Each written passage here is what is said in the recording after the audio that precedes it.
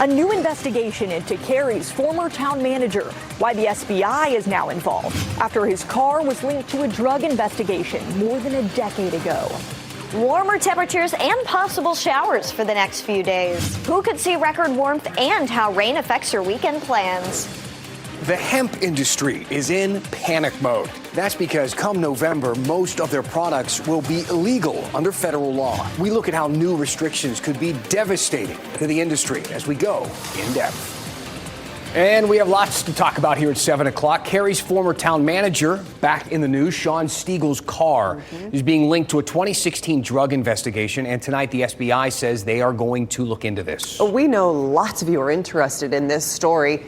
Keep sending your questions to 7 p.m. at WRAL.com because, of course, your feedback drives this newscast. So let's bring in WRAL's Heidi Kirk now, live outside the Cary Police Department.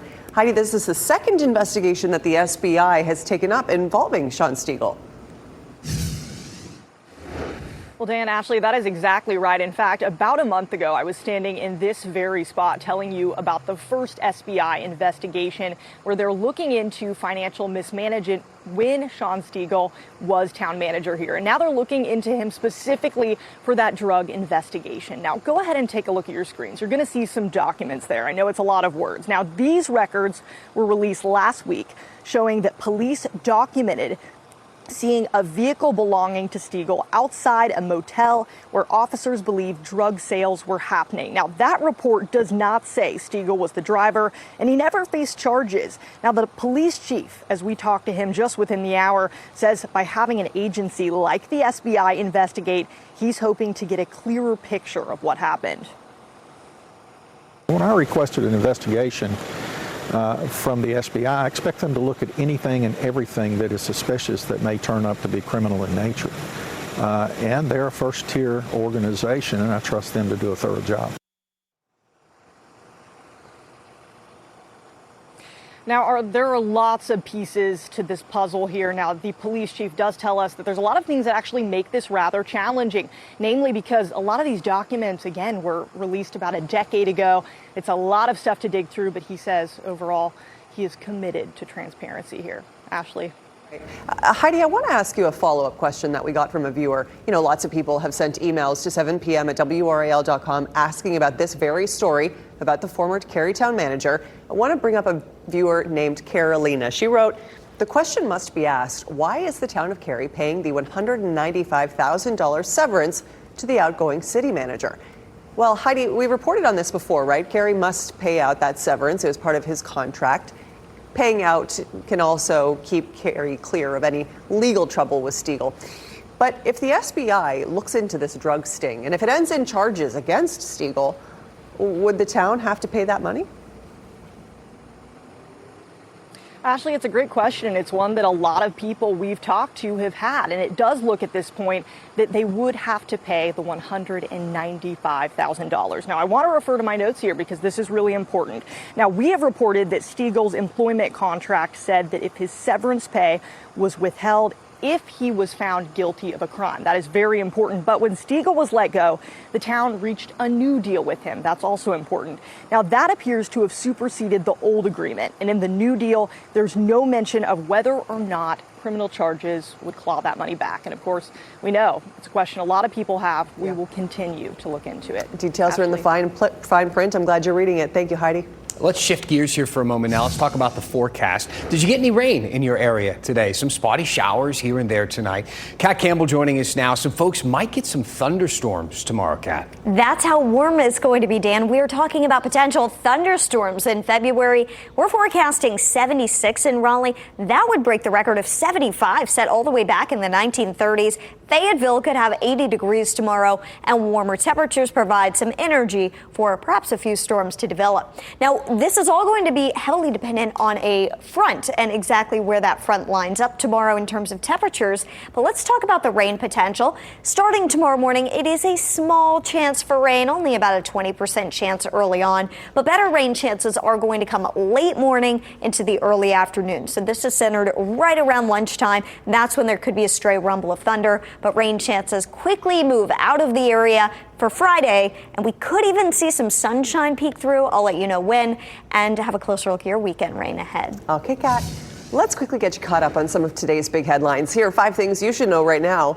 A 19-year-old woman is dead after a shooting near Garner. Sky 5 flew over the scene on Avery Street. Police have been there for hours. They tell us the woman killed is Jennifer Sanchez Solis. Police have not arrested any suspects. We will, of course, keep you posted on air and online. 2 teenagers are charged in the deadly shooting of a boy in Durham. 18-year-old Donnell Stanford charged with murder, and a 16-year-old also faces charges. This was a scene on Alston Avenue on Monday. The victim was taken to the hospital where he later died. Police did not release his name. More charges and arrests could be coming. Aberdeen police are still searching for the person who threw a flashbang near an early voting site. They're investigating it as a possible targeted attack. This could result in federal charges because it happened near a polling station. A preliminary investigation suggests the person bought it online from an international store. Sets of children's pajamas are being recalled because of a burn hazard. Take a look. It involves 10 different styles of the Mayhair. This includes Lullaby Lane and MCS children's one-piece footed sleepwear. You can return these for a full refund.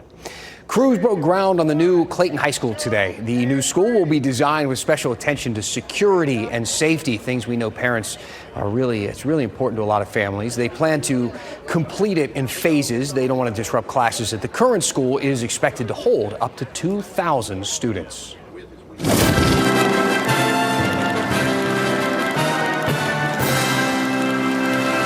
They're the ones that pay the price for that dysfunctional system. Your quote of the day comes from the deputy city manager of Lumberton, and he's talking about the heated back and forth right now between FEMA and North Carolina's Attorney General.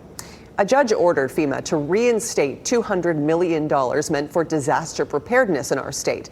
Well, according to Jeff Jackson, they haven't done that yet. FEMA says that's not true. All right.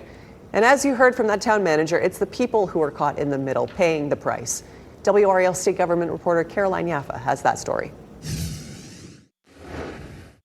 During Tropical Storm Chantal, floodwaters overtook Hillsborough. The sewage system was like a river, forcing residents to boil their drinking water for days. It was over my head. One resident says the delay in funding hurts the town's ability to defend against more storms. If it had come through earlier and they had moved it out of the floodplain, which was the plan, we wouldn't have had that problem. 2 years ago, Hillsborough and several other North Carolina towns were promised millions through the federal Building Resilient Infrastructure and Communities program. It's meant to help towns prepare for floods and storms. But FEMA canceled some grants as part of federal budget cuts. The state sued, and a federal judge ordered FEMA to release the funds. Yet towns like Hillsborough and Lumberton are still waiting. Frustrating to receive an award or an announced award and spend so much time and effort and resources going through the review process, only to meet with the funding being pulled right at the last hour. I've called many towns and organizations on this list of places that were awarded funds. Many say they haven't received a dollar, but others say they're inching toward the number they were promised. Unfortunately, at least for the citizens in Lumberton, they're the ones that pay the price for that dysfunctional system. FEMA says it's complying with the court's order. But North Carolina Attorney General Jeff Jackson says that's not enough. He plans to keep pressing the agency until towns finally get the money they were promised. Caroline Yaffa, WRAL News, Hillsborough. More to come here at 7 o'clock, like a multi-billion dollar industry facing collapse. The bill that ended the government shutdown last year might have also brought an end to the hemp industry here. We're going to look at why that might mean a whole lot more than closing your local smoke shop.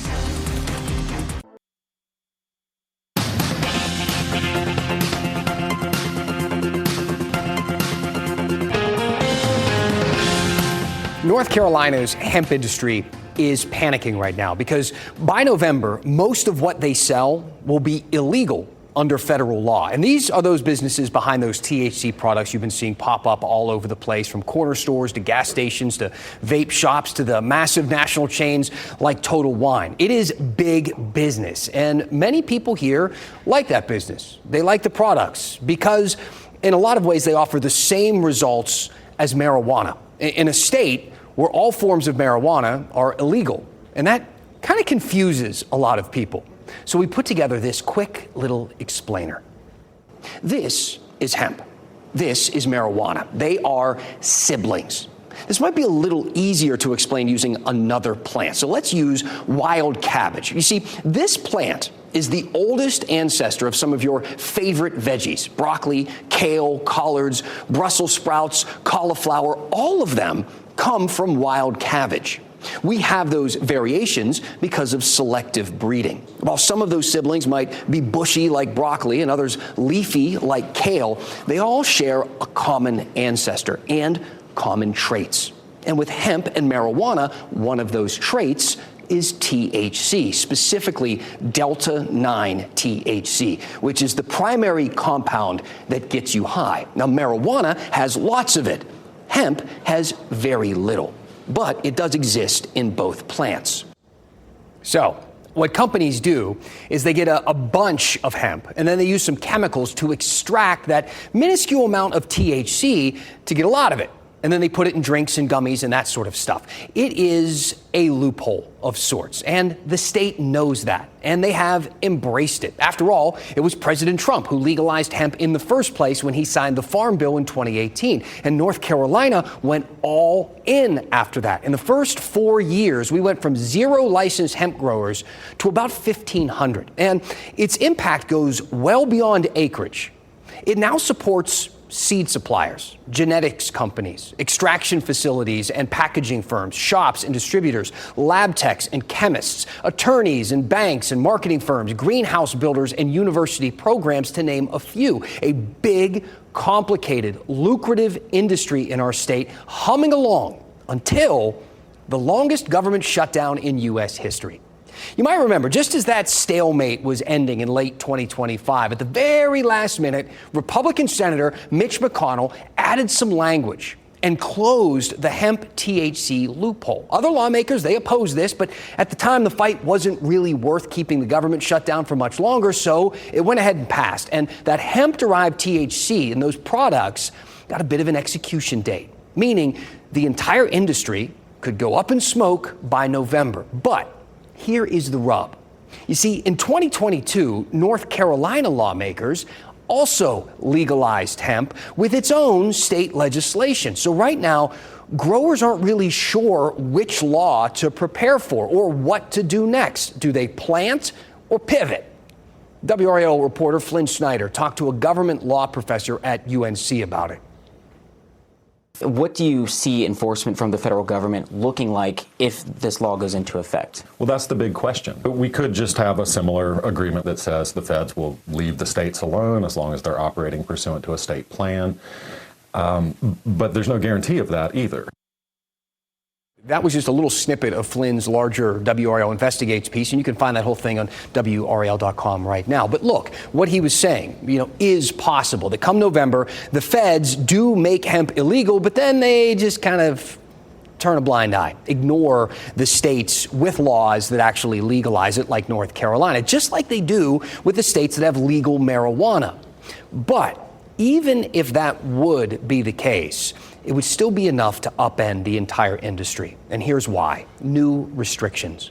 When the feds ban something, that means no more shipping across state lines, no more online sales or working with distributors that serve multiple states. Research funding starts to dry up. University research gets restricted. Liability insurance can be revoked. Crop insurance, that's so important, that could disappear. Credit card companies could block transactions, forcing stores to go cash only. Banks could refuse accounts and loans. Do you know how hard it is to start or to run a business or a farm without credit, with no ability to get a loan? And this is all happening right now in states with legal marijuana. This is what they deal with, and it creates huge problems and huge liability. But there's a key difference. Marijuana states started all of that, started those industries with these rules in mind. Hemp did not, and implementing them now would be devastating. Flynn reached out to every lawmaker on the North Carolina Advisory Council on Cannabis. He asked them about the outlook here for the hemp laws in the upcoming legislative session. He hasn't heard back, not from anyone. I talked to Will Doran. You see him on the 7 all the time. He's with our WRAL NC Capitol team, and he says no one at the Capitol is talking about hemp right now. They have a lot of other fish to fry, like, I don't know, being the only state in the country without a current working budget. Regardless, if Congress doesn't act to re-legalize hemp-derived THC on the federal level, this will be bad for anyone attached to that industry. And the clock is ticking. 8 months to go. Tell me what you think about this topic. Email 7 p.m. at WRAL.com. Look, we never even discussed the reasons that McConnell and other lawmakers wanted to close this loophole in the first place, citing things like lack of regulation or the risk to young people. Should we talk about that? Would you like to learn more? Tell me what's on your mind, and we will go in depth here at 7 o'clock. I'm over here with Kat now. Kat, we have got a serious warm-up on the way tomorrow. Some chances of showers, but not too bad. Not too bad. It's not going to be a total washout kind of weekend. You should be able to plan around a lot of the rain. Tomorrow, it's just a small window of time, late morning, early afternoon, when you could see some of the showers. 76 for the high tomorrow. As long as the front placement goes as planned, we could be looking at record highs tomorrow. Saturday, we've got some rain, especially during the first part of the day. And then Sunday, even cooler with increasing rain chances. It's also going to be breezy at times, but I want to let you know tomorrow we'll start the day with about 90% of the sky covered with clouds. As we get later in the evening, we may see those clouds back off. It's not a guarantee, but it is possible that you'll be able to enjoy a warm evening with some sunshine on a Friday, so it's worth pointing that out. The dual Doppler 5000 radar, pretty quiet now across our area. Just a slim chance of a sprinkle tonight. Tomorrow, we're going to be watching this front approach, and that'll bring the chance for some rain, especially lunchtime during the early afternoon, but we should see improvements by the evening commute. And then we get a little bit of a lull before rain fills back in overnight into Saturday morning. Saturday, the best chance for rain looks like it'll come during the first half of the day, and then rain chances will gradually move to the south and east probably as we head into the afternoon and evening. Sunday, still question marks in terms of timing and totals. We'll start to fine-tune that forecast for Sunday tomorrow. Rainfall totals anywhere from 1/4 of an inch to 1/2 an inch looking more likely, but our in-house model has started to up the totals, so there could be some higher totals than that, especially depending on how Sunday plans out. That may be key here. And the drought monitor unfortunately got worse today. We are now in extreme drought centered around Rocky Mount and severe drought for the rest of central North Carolina.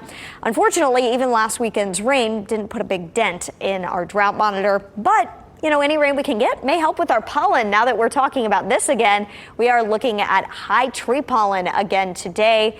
And something to note, it is more humid. You probably felt it out there today. That doesn't really change much tomorrow. Tomorrow, Sunday, will be quite windy. Saturday is our in-between day. And by early next week, the cooler weather returns. Lows dip back into the 20s, but we could be back in the 60s by the end of next week. Dan and Ashley. All right, Kat. Hey, anybody know what these things are? They're the mascots for the 2026 Winter Olympics. The real-life animals are kind of cute. It turns out also pretty feisty. One last thing, and your feedback after the break.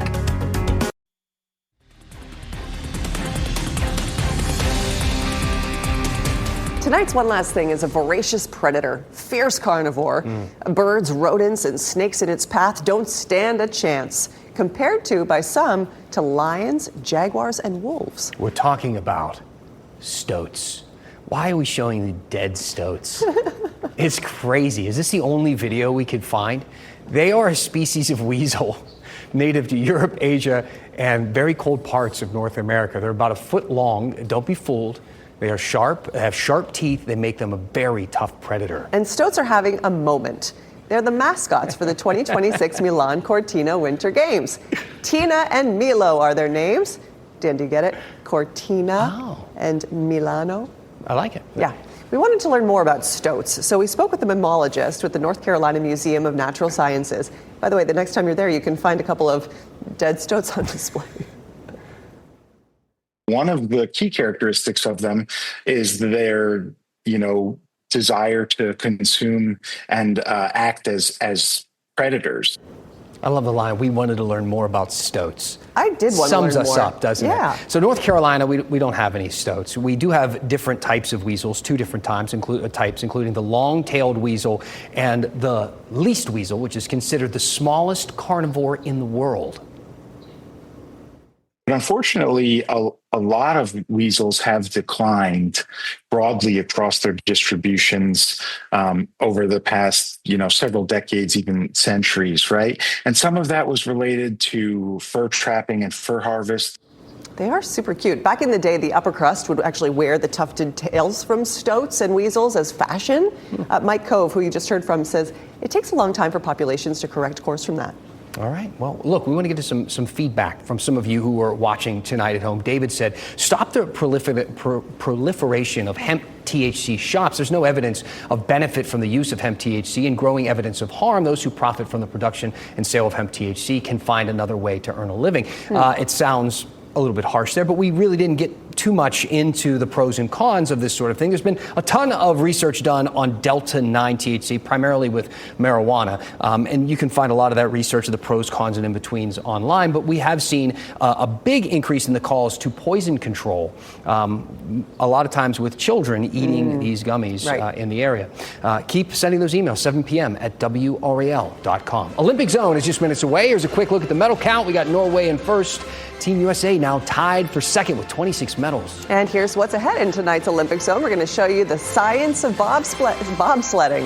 Thanks for watching WRAL News at 7. Olympic Zone is next. Good night.